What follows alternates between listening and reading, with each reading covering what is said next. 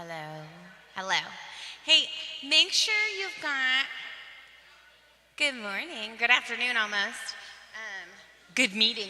Will you guys make sure that you've got one of each ballot? So there's a ballot for officers and a ballot for members at large. I think if you raise your hand, we could probably bring you one if you don't want to go back up.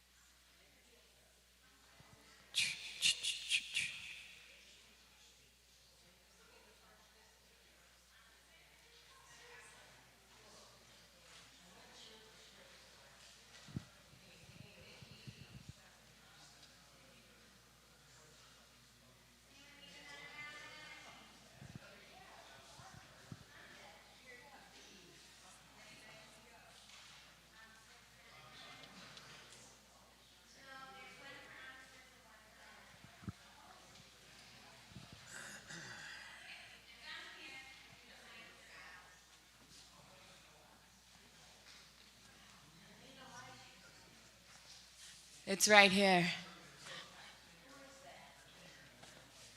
I'm just going to wait till people trickle back in. But we do have a quorum, so we're good to go. We don't have to reschedule.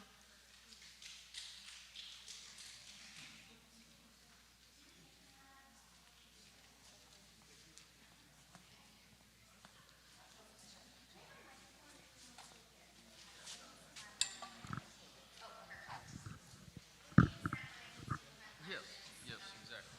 Perfect. Will they squeak at me if I get too close, or am I good? Okay.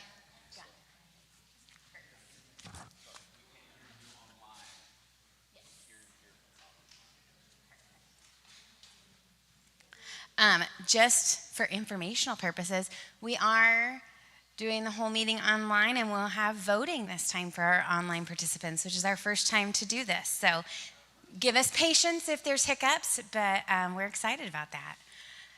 So I think we will. It is 11:16, and we'll go ahead and get us started. And PN's going to do our opening prayer. Do the business of your church. Thank you for gathering us in this place as we discern leadership for this next ministry cycle. We thank you for the phenomenal candidates who've graciously put their names forward for consideration and to help us build a strong leadership team for this 2026-2027 cycle. For those who couldn't be with us today that are traveling, doing the summer things, be with them in all of that safety and bring them home safely to us. And for our own conversation today, may it be filled with a sense of hopefulness and joy. Great things are happening here at Rejoice in this season of transition.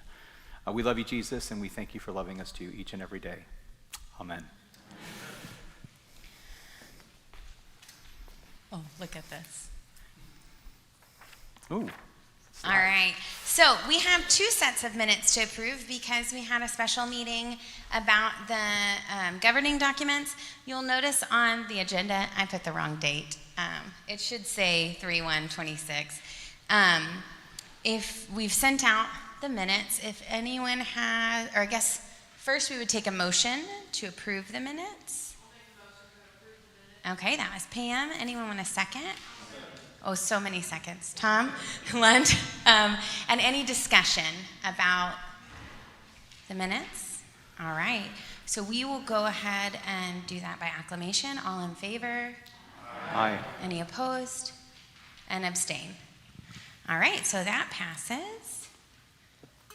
Oh, we did them together. And so we're going to do some reports, and the first we'll do is finance. Megan.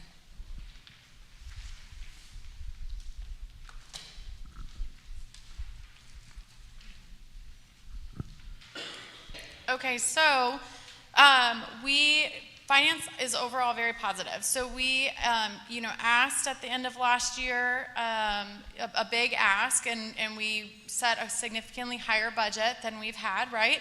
And while we're about 80% of our giving goal, because we're continuing to run lean with the resources that we currently have and our expenses, we are in the black, right? So we are at basically almost even in terms of our net income and our actual expenses. So that's fantastic, and that helps us just look, like a nice, strong church, which was really our goal as we look to try to hopefully bring in a new pastor, in the near future. And so that's awesome. And then the other thing is, I just want to point out moving forward, when we set this budget, if you remember, we set it for 4 months of Pastor Nathan, potentially as our interim pastor, with that goal of maybe having a pastor by May. And since that isn't the case, the budget is going to look a little bit off because the way Kim did set it up was to try to budget for that.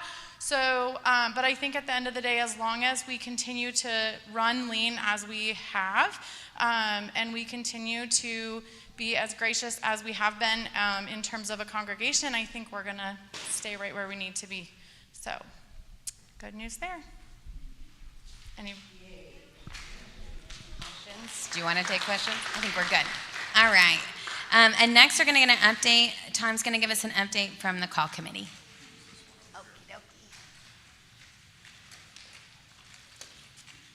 Are we on here?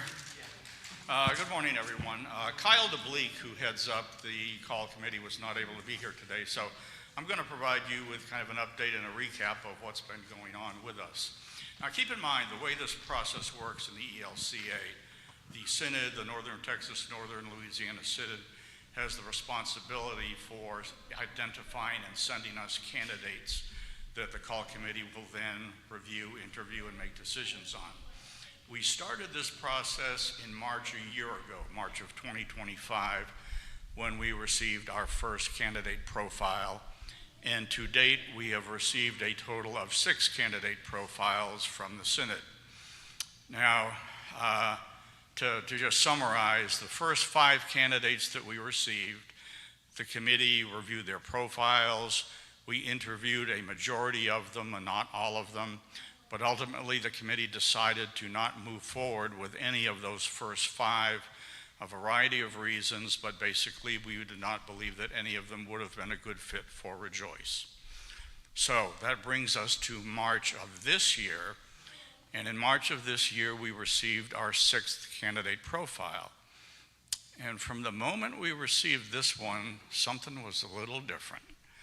This candidate appeared to us to offer a lot more of any of the others that we had considered. Now, it's a very interesting situation. This candidate and his wife live in the greater Minneapolis area. His wife works in the medical research field. She was presented with an opportunity to interview for a senior level job here in Dallas. As soon as she started her process of interviewing, our candidate contacted the Synod. We were put in touch with him because he was looking for opportunities here in Dallas. And so the process began. I will tell you, we were very excited about this candidate. We set up a schedule of interviews all on Zoom to talk with him. We were also able to go online and view videos of conducting services, preaching, and just about everything we saw with this candidate we liked. We certainly wanted to continue the interviewing process. A next step would have been in person, but again, it was a candidate that we thought pretty highly of. And then one morning we received an email from him letting us know that he was going to withdraw from the process. And the reason was that he and his wife had talked things over. They had decided that now was not a good time for them to relocate from Minneapolis to Dallas. And the reason behind that was that they both had parents who are aging, beginning to experience health situations. And so they just decided, we're not going to move now, we're going to stay put. And so that brings us to where we are today. And where we are today is we are waiting for additional candidates for the Synod to send to us. We don't know when that will happen. Will it happen tomorrow? Will it happen a month from now? Again, we don't know. But I'll tell you that the committee is very diligent in that as soon as we receive a profile for a candidate, We will take the time to review the profile. We will meet as a group to discuss the candidate. We will decide to move forward or not. But with each candidate that we receive, we are going to evaluate them and hopefully at this point, begin moving forward. The committee is dedicated to getting this process through, to seeing it through, to interview every candidate that we're presented with, and hopefully get to a decision at some point. Again, there are 6 members on the committee. We all work together very well. We are all committed to this process, and we will do whatever it takes to see us through. Now, I'll tell you one thing that's very encouraging is that every Sunday we hear the pastor stand up here and say, let's pray for the call committee. That's wonderful to hear that. But something we also need to pray for is that the synod begins sending us more candidates. That's where the need is today. As a committee, we're ready, willing, and able to interview whoever is sent to us, but just quite frankly, we need more candidates to interview. So that's where we are today. Before I turn things back to Nikki, are there any questions I can answer about? Steve?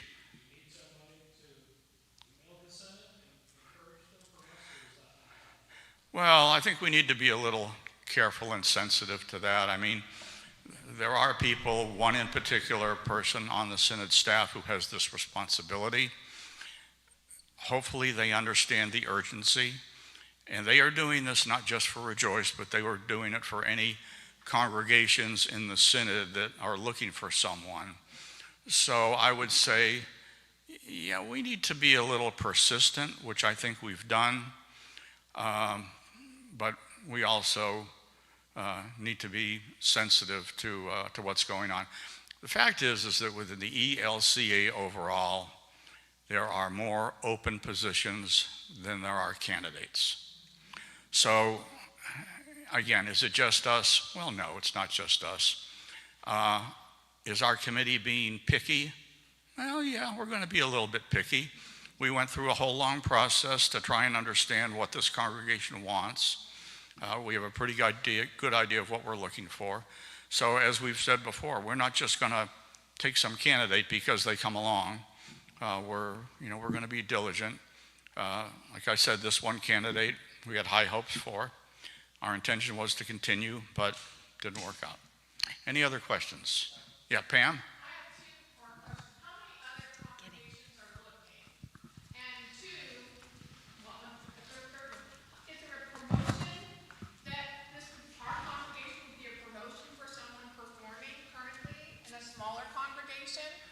Well, and third, can we make phone calls to like Pastor Phil and Pastor Ernie? Do you know of anybody looking in other congregations? They're traveling around the world. Well, yeah, they are, and I think around the world they see others candidates that somebody might be absolutely right. I mean, would this be a promotion for someone? Sure. There are plenty of congregations out there, smaller than ours, where there may be even situations where there's an associate pastor at a larger church. Would this be a promotion for them to come in and be our lead pastor? Possibly. So the answer to that is, yeah, it could be a promotion. Is it possible to spread the word? And hopefully, yes, that is happening. I mean, no one's trying to keep this under wraps or keep it quiet. So that is going on to some degree. Can we make phone calls? Sure. I mean, anything is open to begin identifying people that can then contact the synod, put their name in the hat, and that's how the process starts. So sure. I think I saw another hand up somewhere. And I'm so sorry to everyone online. I forgot that I'm passing a microphone around. Is there a process where whether we're considering pastors from other denominations of which we're in communion with? Yes, there is a provision within the ELCA for considering pastors from certain other denominations, not all, but certain other Protestant denominations. And yes, we're open to that. Again, the process would need to be to flow through synod to present those to us, but we certainly would not turn down anyone from another denomination. We would consider them. Anything else? Okay, thank you. And a big thank you to our call committee. It is a huge commitment.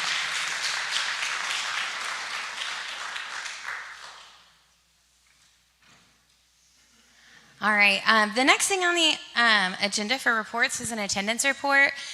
We got a really great report from Aaron at the council meeting, and we wanted to share some of the information with you guys. Our attendance is holding steady. We're doing great, and we actually have a really great presence online. We're able to bless people that are looking for a congregation or for a church on Sundays. We have more than I realized people watching online, which I think is really cool. And so I just thought that was really good news, that our attendance is holding steady for both services and that we've got this really great online. People are tuning in to see what we're doing here, which I think is really neat. So I just want to make sure that we share that. Was there something else I'm missing, council, on that? Okay. I'll just say, oh, here you go. It's ridiculous that y'all are doing as good as y'all are. I'm just saying, we're in the third year of an interim situation. Giving should be way down and attendance should be way down. And you guys are not listening to any of the shoulds. So it's the doggonedest thing. I think you guys are fantastic. So I want to just add a little bit more fuel to Nikki's fire. You're hitting it out of the park, or God is hitting it out of the park through us here, which is awesome. So. All right, so on to business. The first thing that we need to do, there we go. And I think there are slides in here. Okay, so we sent, as we talked about, the process for updating our governing documents, which we, Nyla and crew did such an amazing job. It was a big undertaking because we were so far behind, is to send it off to the synod, and in their office they have people who review this. Some feedback we got is they acknowledged the substantial work that was done to bring us up to date, and we all knew that, but I think it's nice to be acknowledged that there was so much work that went into this. They praised that most of our changes met the current model, but they identified a few areas of correction.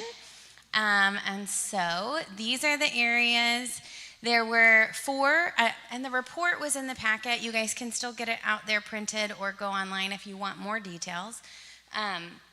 There were 4 sections of the report. There was required changes that make where we were inconsistent with the model.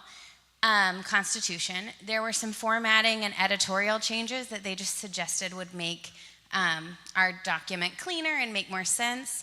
They had some recommended changes, and they recommended also a change in the structure where we would combine our bylaws into our Constitution rather than having 2 separate documents.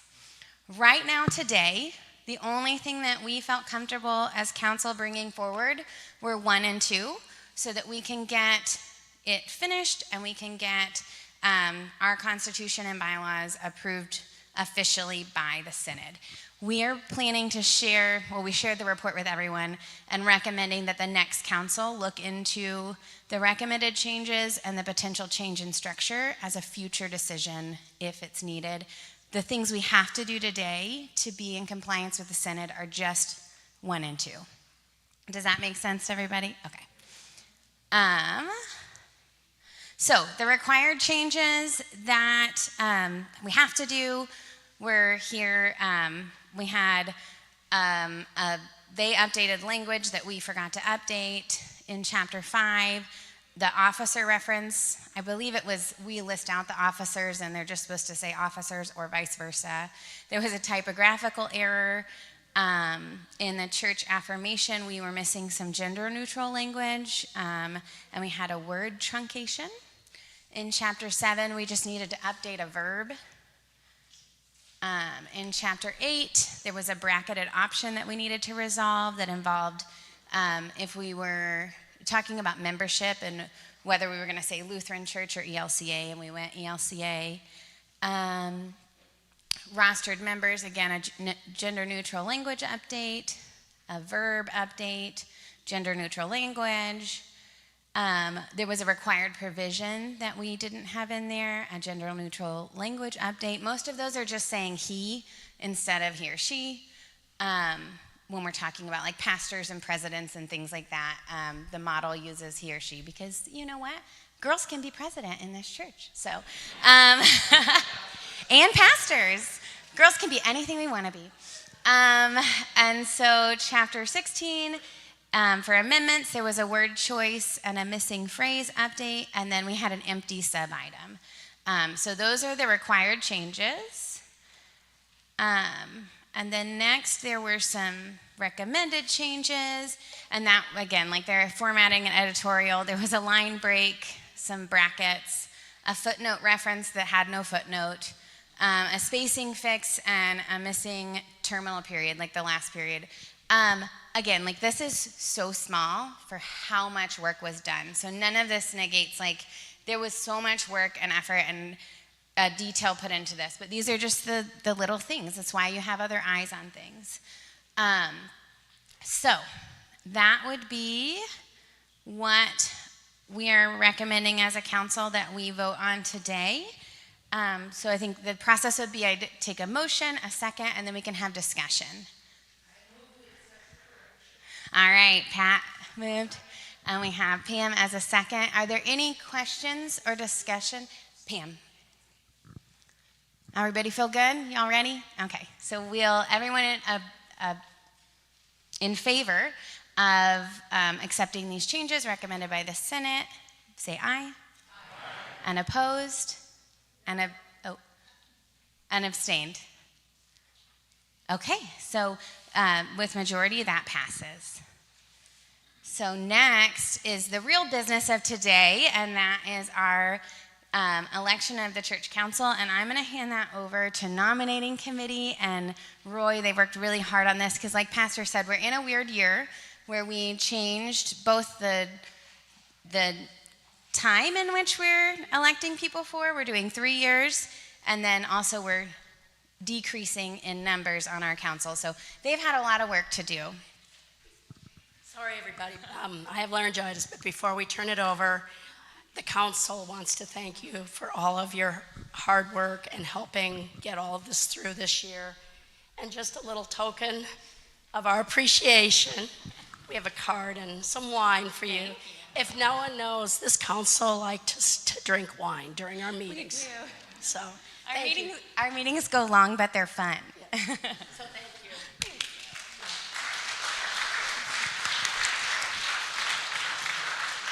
you. So obviously there wasn't any coordination. I thought that was my responsibility. So you get wine, you get flowers, and you get a new Bible as well. Well, thank you. Let's give Nikki another round of applause. Thank you. Thank you for your leadership. Oh my goodness.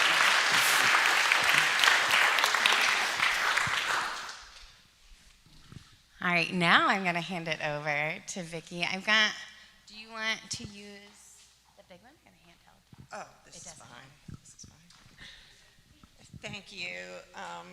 Good morning to everybody, and we thank you for being here to take care of the business of the running of our church today. On behalf of the nominating committee, which was Jane Mulick, Pat Wenzel, and myself, we are incredibly thankful to have so many fantastic nominees willing to serve on church council. We truly thank you for stepping up to offer to serve our congregation. I want to bring everybody up to date and make sure we're all on the same page today. On May 29th, the nominating committee sent out a communication to the congregation introducing the council nominees and officer nominees. On June 4th, another email communication was sent to the congregation to introduce a necessary change involving the nominees for the officer positions of president and vice president. As relayed in the communication, our current nominees for the 2026 term for president and vice president are Megan DeBleek has graciously agreed to seek the 2026 office of president. She is currently seated on council and has been serving as treasurer. Melissa Frabel, also a current council member and vice president, is completing her current first term today. She has graciously agreed to run for a second term, plus run again for a new term as the 2026 officer position as vice president. Both of these dedicated ladies have, at a time of need and with short notice, stepped up to serve the church, and we are extremely grateful.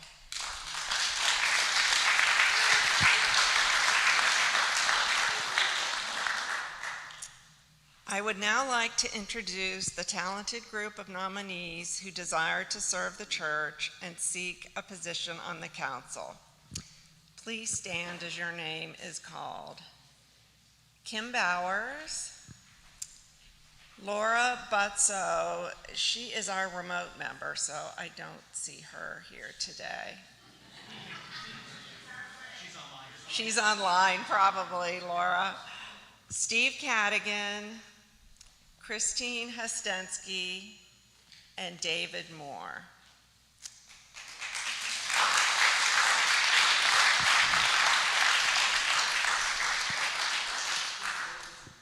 This speaks to the awesomeness of this congregation. It shows how strong of a group that we are, even being without a full-time pastor for over 2 years. We are so proud of the individuals that have offered to serve. The Lord has blessed us abundantly. We thank them from the bottom of our hearts, and we truly thank them for stepping up to offer to serve our congregation. You can be seated.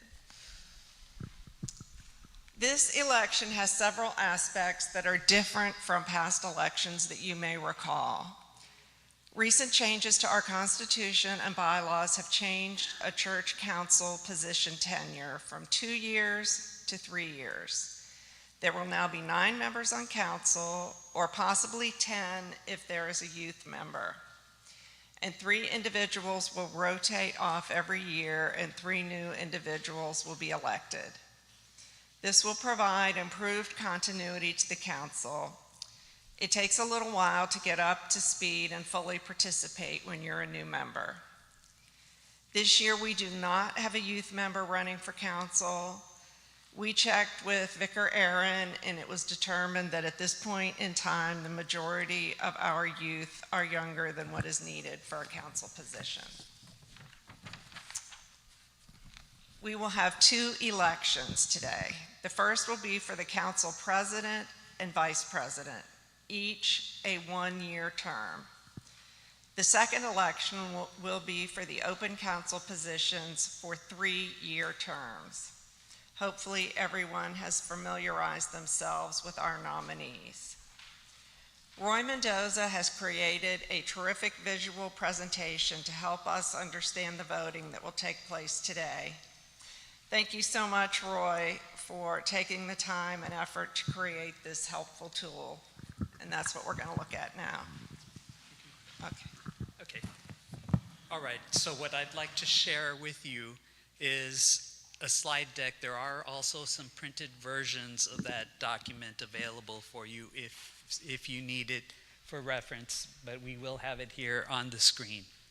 Now, again, what Vicki was sharing with you is that this is in coordination with changes to the Constitution and the bylaws, with the conversion of council being 12 members down to 9, and with the changes in the term lengths. Closer? Oh, okay. So to start with, where we are at right now, our existing 2025 council is composed of 12 members. You're going to see on the screen there are 12 circles representing those people.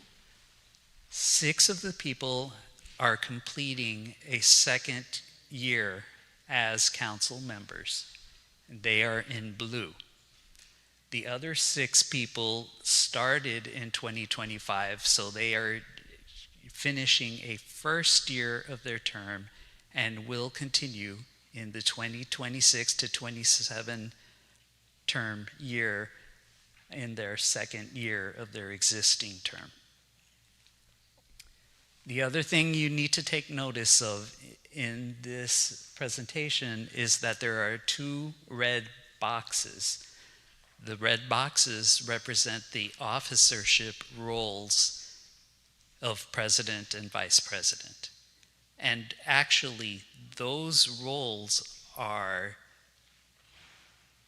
president of the congregation and vice president of the congregation. But by default, because they are in those roles, they are members of the council as well. Now, of those 6 people, again, the blue circles are representing the people that are wrapping up their service as of today. The green are the people that are already automatically continuing. As we enter the 2026 council year, after this vote today, what we are going to have instead are 9 members of the council.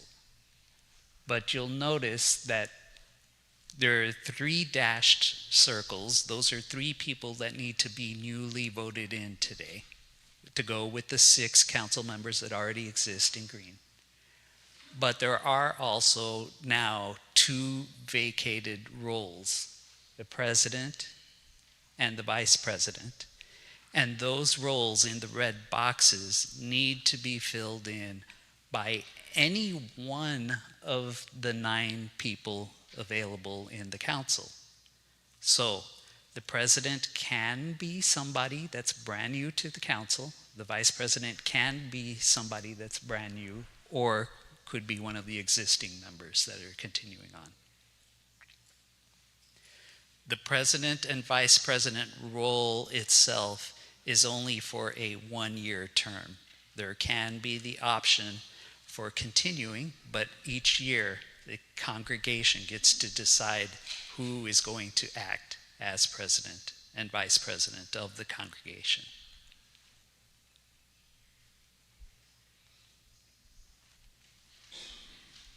Now, as Vicki has already mentioned to you, we have the wonderful situation that we have a host of candidates in our candidate pool that have expressed an interest in being part of council. Those candidates represent 2 people who are seeking re-election. Those are represented by circles that are in half and half colors because they were blue council members before, and they're coming in new as orange for a second term if they are so voted in. The other 4 candidates are completely new to council. Now, it doesn't mean that they're not already experienced, right? They may have had other opportunities to act as council members in the past, but for this particular 2026 year, they are considered to be new. So, what's going to be happening, as Vicki mentioned, there are going to be 2 votes happening today. The first vote that has to happen actually has to be for the president and the vice president officerships. And as the nominees have been reviewed, thank you to the people who have so indicated that they are interested in taking on these roles. We have Megan DeBlick, who has indicated she would like to become president, and we have Melissa Frabel, who would like to become vice president. But what you'll see here in the diagram is Megan is one of the green circles. So if she is so elected, she would become president, and her little green circle would move up into the top red box. If Melissa Frabel is elected for vice president, she will be taking on the other red box. But what also must happen, according to the Constitution, because the vice president must be a member of council, that would mean that Melissa would also be moving one of those dashed circles. And so that dashed circle, along with the blue and orange split colored circle, moves up into the vice president role, if so elected. Okay, the other thing that I need to mention is that we do also have a process available for floor nominations. The floor nomination process is such that if a person is nominated here at this meeting and has previously agreed to take on being voted on for a role, that nomination can also occur during this meeting today. Okay? So that's how the first vote is going to happen. If we have any floor nominations, that floor nomination process will be included. If not, then the president and vice president roles can get filled by acclamation. Then we're going to have the second vote. Presuming that everything goes without any floor nominations in the first vote, then in the second vote, what is going to end up happening is that now we will be left with 5 candidates. One of them who is wishing to be elected for a second term, that's Laura Butso. And then the other 4 candidates who were standing here in front of you today. Those 5 people need to fill those last 2 dashed circles. And so what that's going to mean is that when we do the second vote, you would be choosing 2 people in your ballot. And the nominating committee will collect all the ballots and also the online ballots and tally it up, and the 2 members with the most votes will become part of the council for 2026.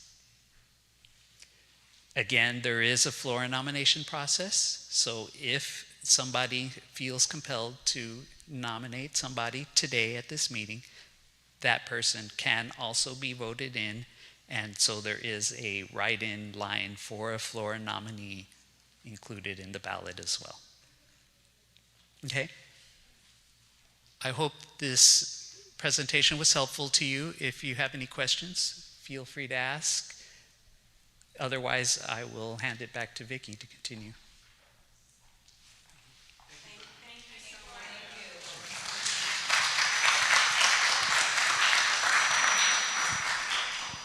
I know when Roy showed that to the nominating committee, that helped so much. So I hope it helped you guys to understand as well. As mentioned earlier, Megan DeBleek is our presidential candidate, and huge thanks to Megan for stepping up and agreeing to run for president of our council and congregation. And as mentioned earlier, Melissa Frabel is running for a second term on council and is offered to run again for the position of council vice president. Our bylaws permit 2 consecutive terms on council. As Roy explained in his presentation, if and when you vote for Melissa for vice president, you are voting for her to be a council member. All council officers must also hold a council seat, and our Constitution guides our direction here.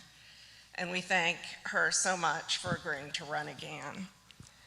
When we vote, we will open the officer elections for president and vice president to floor nominations. Floor nominations will be accepted as long as the nominee has provided permission for that nomination ahead of time. If a floor nomination is presented by the congregation, you will be asked to please write that name in the space provided on the ballot.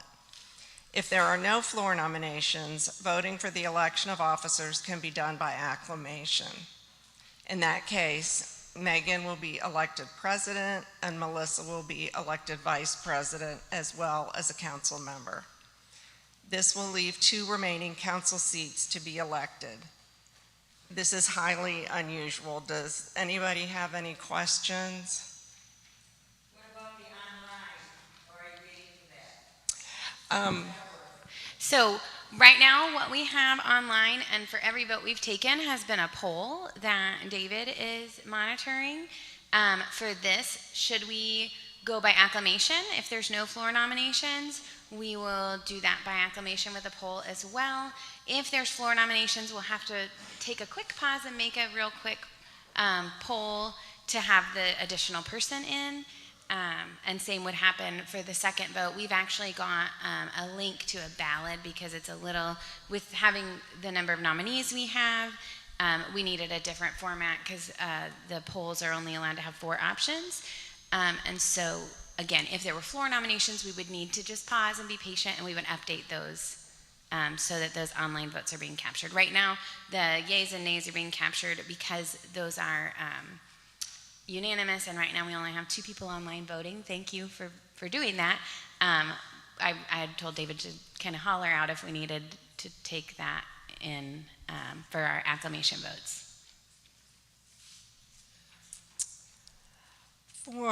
For the next and final election of the meeting, we will be voting for the remaining open council seats.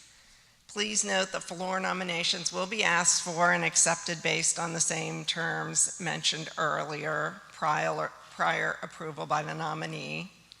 Spaces provided on the ballot should a floor nominee be named. We have 5 candidates for the remaining 2 open council positions, so we will be voting by ballot for those positions.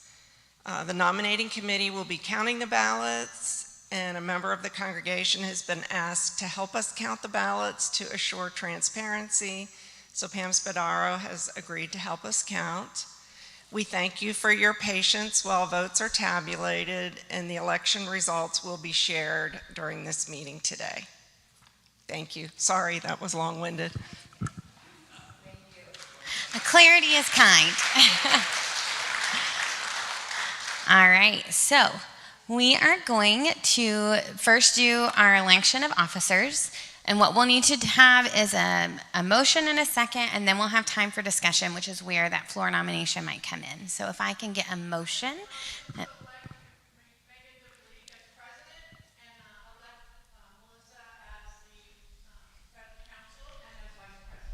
All right, so Pam has made the motion that we elect Megan and Melissa for their nominated positions. Is there a second?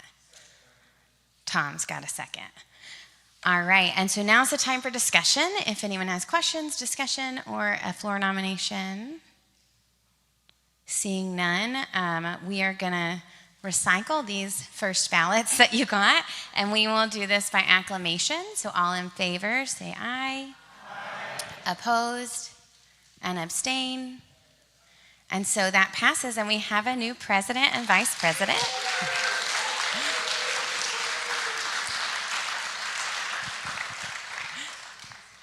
Thank you guys so much. And so our next, did you want to, is it good if I keep going? You didn't want to come take over? All right. Okay, so next is council members. And again, because we do have more members than we have positions available right now, we are going to do that by ballot, and that's your second ballot that has all the tick marks. For those of you online, there should be a link coming to the chat, and you can click on that and you select 2 members on your ballot, and those will be collected here in place with the offering plates, and online those will be shared with the counters. Well, first we have to have a motion before we can we have a motion? I guess we don't motion yet. Or a motion that we're going to do a ballot vote? Okay, any floor nominations? Cool.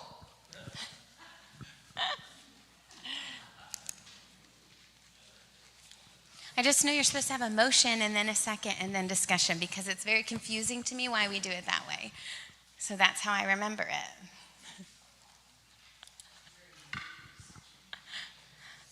Robert and his rules were very confusing. No. Robert and his rules of order. So I should have planned for some entertainment. Now we wait while these are collected and counted. Anyone have a song to sing or a story to share? We have a little bit of time. Oh, here we go. Are you coming to? Oh, you're going to go help count. Okay. David is right there. He would be able to share those votes. If you're online and you're not able to vote, will you please speak up in the chat so that we know to pause for you? Can I fill some time? Yes, please. Okay. So just No, just to make a quick announcement to everybody, since we've got everybody, a lot of people here today. One of the things that we are going to be doing this fall is a new photo directory for the church. My understanding is it's been a few years, and we all look a little older. So we need to capture that. Take pictures now so that they can be with us for the next 15 years. No, more details to come, but Megan and I actually met with a representative from Universal Church Directories. That's who we are going to partner with to put this together. And we have already set the dates for our photo shoot. So professional photographers will be here September 11 and 12. That's a Friday, Saturday, to take pictures, and we'll have multiple communications about this and ways to sign up so that we hopefully capture everybody and get you into a time slot. But I just want to put that in the back of your brain. September 11th and 12th, we'll do a photo shoot, and that will ultimately result in a photo directory for us that we'll have later on this fall. So that's, yes, Nikki was asking about an online component. They actually have an app that you can put on your phone, and it will have the directory in there, so it'll have all the pictures, and you can click on a picture, and it'll give the people's name and contact information and anything that you might need, and the administrators can have access to that to make updates as necessary. So it's really pretty handy and a good way to just kind of stay connected with people. And for those who are online, we will be able to submit pictures. So anybody who is not here for the photo shoot, we can still get pictures into the directory. Anybody who is remote, we can make sure that they are included as well. And, this company's been doing this for decades, so they've got the process down, and I think it'll be pretty smooth. Question?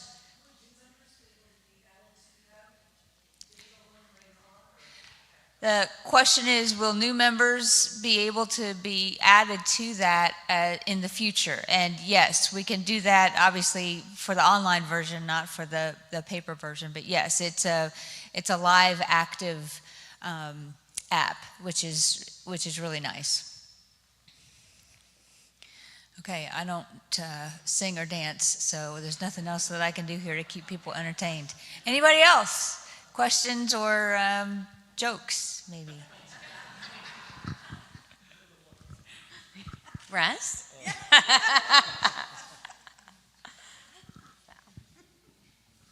Yes, I'm bringing you a mic. I know, but people online. For people online. I think we need to extend another very heartfelt thank you to Pastor Nathan, who has certainly contributed tremendously. Thank you.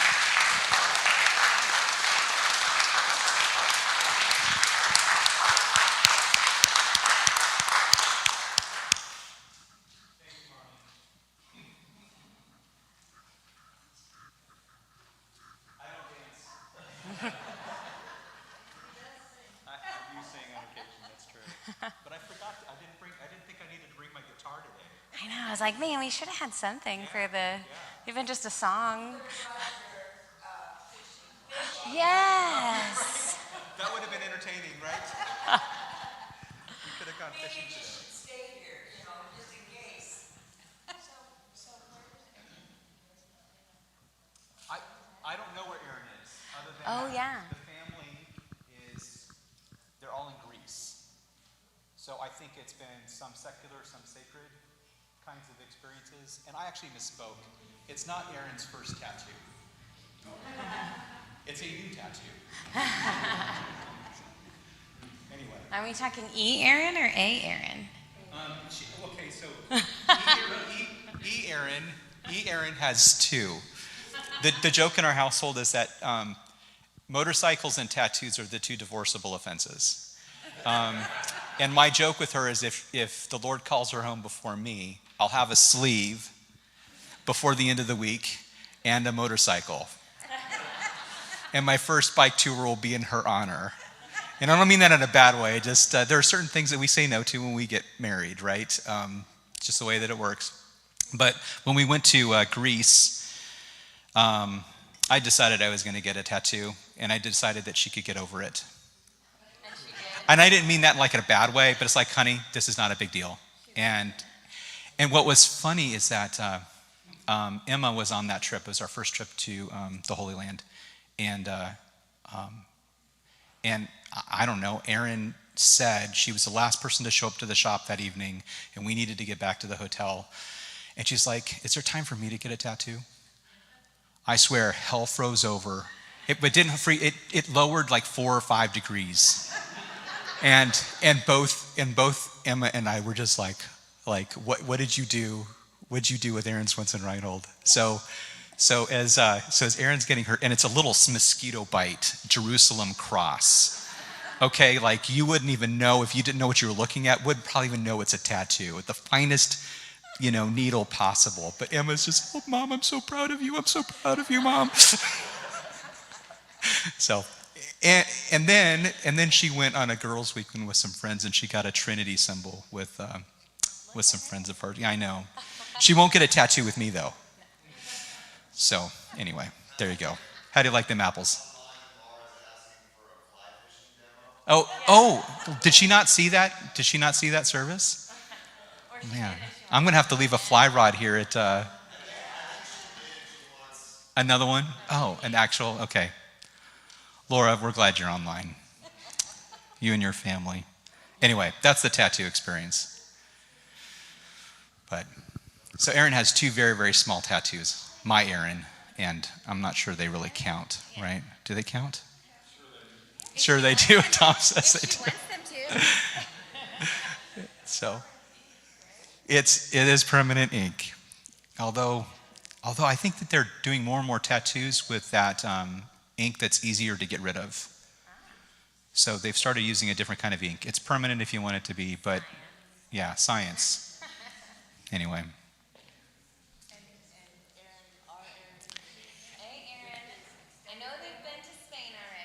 Yeah, they've been to Spain. Aaron Colwick has been to Spain, and they're in Greece right now. I think they're actually in Athens. I think they went to Rome too. They're going to 6. I don't know, because who's watching all the children? There's lots of little Will girls around. Oh, how cool. So they were in Barcelona when the Pope was there, so they saw him from the balcony. And Katrina got a picture on her phone, because she is the best photographer. She gets everything on her phone. Are y'all ready? Did you get the online folks? Okay. Do you want the mic? Sure. Our 2 council members for the 26 council positions are Kim Bowers and Steve Cadigan. Thank you very much. And I want to make a humongous thank you to the other 3 candidates, and I encourage you to hang in there and run again next year. Thank you very much. All right. So, Pastor, would you mind closing us in prayer, and then we'll take a motion to adjourn, unless y'all want to hang longer. And I'm going to pray, and then I'm going to abscond because I got to get on a plane. The Lord be with you. Gracious God, thank you for the leadership evidence today, for Nikki's fantastic leadership over this last year as our congregational president. And we thank you for the gift of these new council persons and leaders as they shepherd this congregation in this 2026-2027 year. Bless us in our work together, that we might continue to magnify you and continue to work through us this miracle, that congregations in transition can still be focused on mission, still be as vibrant as ever, and can do things that just seem otherwise impossible. You're doing that right now through us. May we be good stewards of this and celebrators of this. We love you, Lord Jesus. Thank you for being our Lord and our Savior. Thank you for your invitation to put our biases aside, that we might be laborers in your vineyard, for the harvest is plentiful. In, with, and through you, the God that redeems all creation, we pray. Amen. Thank you. And in my hurry to make sure I got Pastor before he had to leave, we have some people rolling off of council that I really want to thank. So if you are finishing your term as a council member and not returning, would you mind standing up so we could give you a big thank you? Got Nyla, Tom, Laura online, Tom back there. So thank you guys so, so much. I'm so sorry I didn't get that in before the prayer. We really, really, really appreciate all the time you've given and the fun we've had. So, all right. And so now I'll take a motion to adjourn. Anybody into that? Brenda moves that we adjourn, and Earl says second. And all in favor? Aye. And people who want to stay say nay. And abstentions. All right. Y'all have a great rest of your day. Love you.